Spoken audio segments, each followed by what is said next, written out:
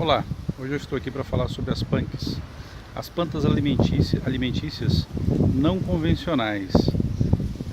Essas plantas elas são encontradas em ambiente urbano, como vocês podem ver aqui, ó, fazer uma tomada aqui em minha volta. Eu estou aqui no ambiente totalmente urbano, com resquício de mata aqui atrás de mim, mas incrustado dentro de uma grande cidade. Estou aqui em Campinas, né, região onde eu moro, e eu vou mostrar nesse vídeo algumas punks que eu encontrei aqui nessa região.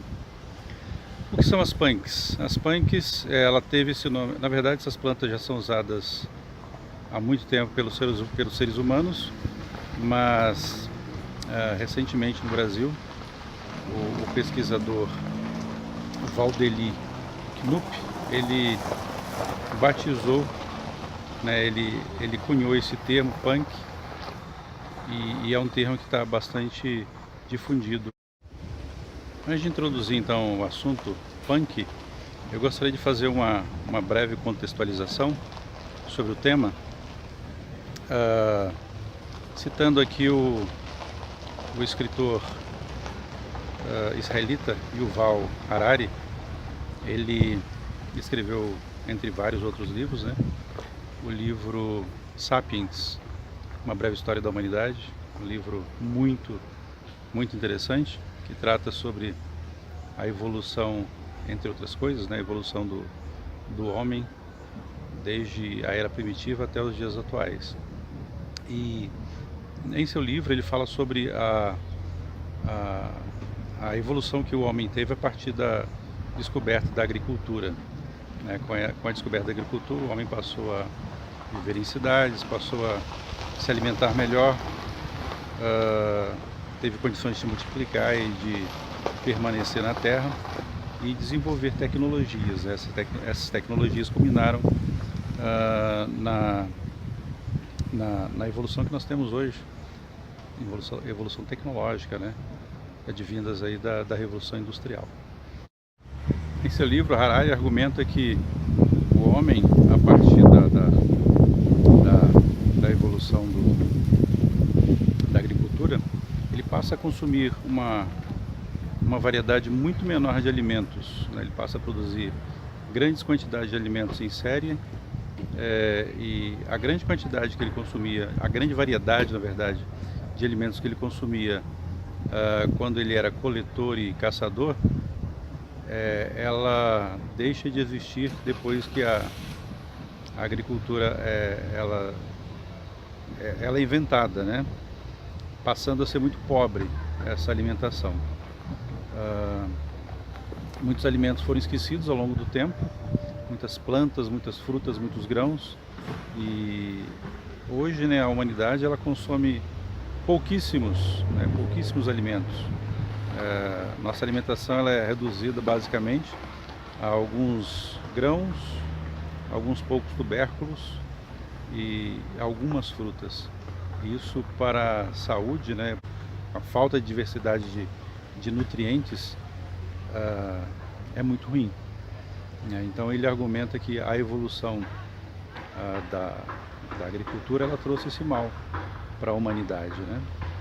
E as punks, né, voltando ao assunto, as punks elas resgatam um pouco dessa alimentação primitiva, alimentos que estão por aí, né, plantas que a gente considera muitas vezes ervas daninhas estão por aí nas calçadas, nos terrenos baldios, e que podem ser utilizados como alimento, e eram, né, muitas vezes utilizados como alimentos, e hoje são esquecidos, né?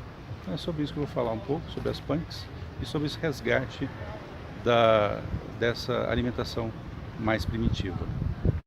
Aqui nós temos exemplar das punks urbanas, né? Também no interior, mas nas cidades, qualquer calçada você tem essa punk bastante presente. Ela é a serralhinha, o nome dela popular é serralhinha, parente da serralha e do dente de leão, ou pincel de estudante. Tá vendo como a florzinha dela tem esse formato característico de pincel?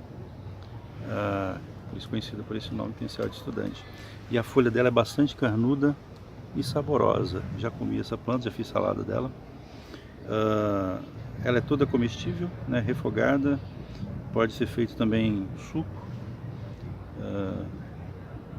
misturado com frutas ou só com as folhas, né?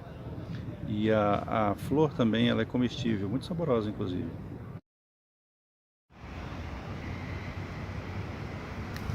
Aqui tem mais um exemplo de uma punk. Esse aqui é a serralha, na verdade. A serralha é uma planta que se come refogada, né? É um pouquinho amarga, eu comia quando era criança. Meu pai gostava muito de serralha. E ela é parente do dente de leão. Dente de leão é aquela plantinha que solta, quando amadurece a flor, ela solta aquelas pétalazinhas, né, pelo ar. Você consegue assoprar e fazer tudo aquilo voar. Esse aqui é a serralha, né? Um legume aí que serve como alimento também. Aqui eu encontrei mais um representante aí das punks. Essa, por sua vez, é uma planta introduzida, né? Ela está presente aí em vários lugares daqui das Américas, mas não é nativa aqui do Brasil. Mas ela é muito comum em qualquer lugar, em qualquer calçada, em qualquer cantinho aí de rua você encontra essa planta. Essa aqui é a Maria Pretinha. Ela tá verde, né? Tá bem novinha aqui a frutinha, mas quando fica mais velha, ela fica com aspecto bem pretinho, um tom roxo escuro para preto, daí o nome Maria Pretinha. Ela é bem característica, né? Tem uma florzinha branca, uma florzinha bem pequenininha, delicada, branca, e o pé parece um pé de pimenta, lembra muito um pé de pimenta. Essa frutinha ela é comestível, não tem um sabor muito agradável, né? Devo confessar, mas é comestível e o pessoal pode fazer geleia, igual comer in natura mesmo. Eu já fiz suco com ela misturado com outras punks e outras frutas, acerola e tudo mais. Não fica um gosto muito agradável, mas no momento de fome e dificuldade dá para comer essa planta. Inclusive a folha dela é usada para fazer remédio também. Aqui nesse pequeno bosque nós temos a aroeira. A aroeira tem várias espécies, né? Esse aqui é um tipo. Ela é conhecida também como aroeira nome popular, mas existem várias espécies. Aqui na região onde eu moro, Campinas, essa é a mais comum, também conhecida como pimenta rosa. Ela tem essa frutinha, quando amadurece fica rosinha, e ela é usada como condimento, né? Um tipo de pimenta. Então aqui tem vários pés aqui de aroeira, e as folhas é usada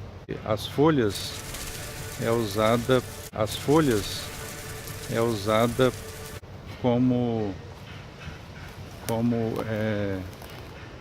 um remédio, né, para doenças sexualmente transmissíveis. Tem que consultar, obviamente, um médico ou um especialista para usar ela como remédio, mas ela é popularmente usada para esse fim, além da sua semente que é usada também como condimento. Aqui nós estamos diante da pata de vaca, uma árvore muito comum nos países aqui da América do Sul, né? Brasil, Argentina, Bolívia, enfim, os países aqui da América do Sul. É uma planta medicinal largamente utilizada aí pelos povos daqui da América, né? Da América do Sul, para vários tipos de problemas, né? Desde a raiz, você utiliza desde a raiz até as folhas, né? Casca, enfim, toda a árvore é utilizada para vários fins medicinais. e é uma planta muito versátil e muito comum aqui no Brasil. Aqui eu encontrei outra punk, é o saião. Folha bastante carnuda e saborosa, hein? Acabei de comer uma folhinha agora, muito gostosa. Pode comer crua, fazer uma salada e fica muito saborosa mesmo. Parece um pouco com couve, o sabor lembra couve e é rica em nutrientes. É o saião. Ela dá um arbustozinho, tá aqui praticamente do meu tamanho, bem grande.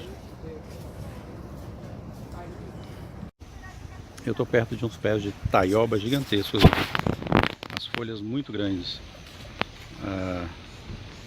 Olha só, comparando aqui com a minha mão, como é grande essa taioba.